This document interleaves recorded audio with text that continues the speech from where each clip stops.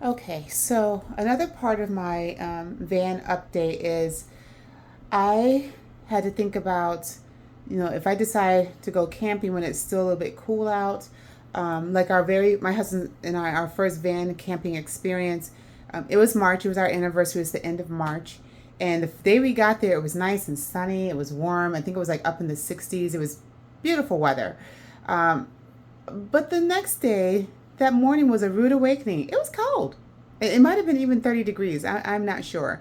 Um, so we eventually we got warmed and dressed and whatever, and it was fine. I didn't turn into a popsicle stick. um, but I think about that. So when I go van camping, when I say it's because with the conversion kit, um, both my husband and I can't go. And there's times when I want to go camping, and unfortunately he's not able to because of his work schedule and things. So um, if I waited till his schedule freed up, sometimes it's like I would never go. And I want to get out there. I always want him with me, but it's okay. And sometimes it's okay to have adventures by yourself too. So anyway, I did go to New York back in the spring, and it was a little chilly in the morning. I went to see my kids, and I went by myself because of my husband's work schedule. And in the morning, it was chilly, and at night, so I had this little um, plug-in, what do you call it, 12-volt heater thing I got from Walmart. It was like $12 or something, and it warmed my toes. It really didn't do much, and it was loud as all get out.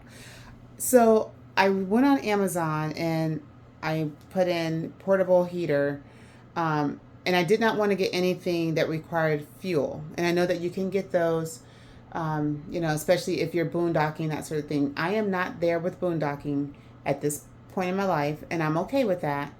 And so I did get an electric one.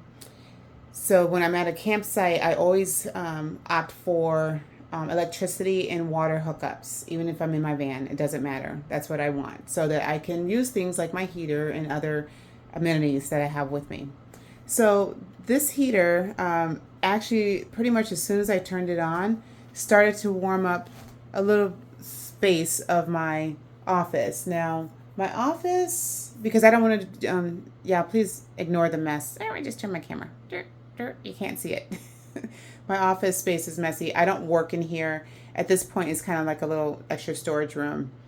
Um, but my office is not that big. I am guessing it might be 8 by 8, maybe 9, maybe an 8 by 10 room space or something. It's not very big. So where I was standing was about, before I moved, I would say, let's see, 1, 2, 3, 4, about 5 feet from the heater. And it is on 85. It just was set at 85. And it started warming up instantly. So in a van, which is, you know, it's a minivan, it's an Odyssey. So it's not nowhere near as big on the inside or outside for that matter, this room. So I think this heater is going to work great. Um, you still do have to be mindful of flammable things being close to the heater because the outside will get warm. So you do have to keep that in mind.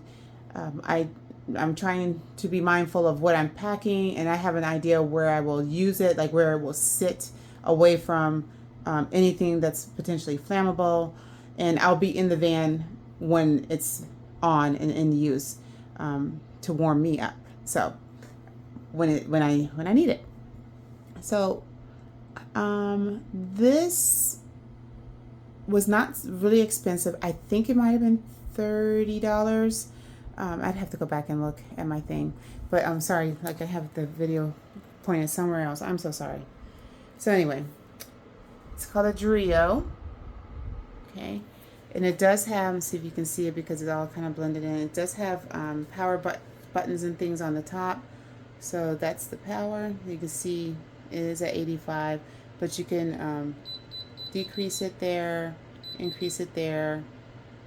You can put it on a timer, and then you can also change if you want it on fan or like actual heat.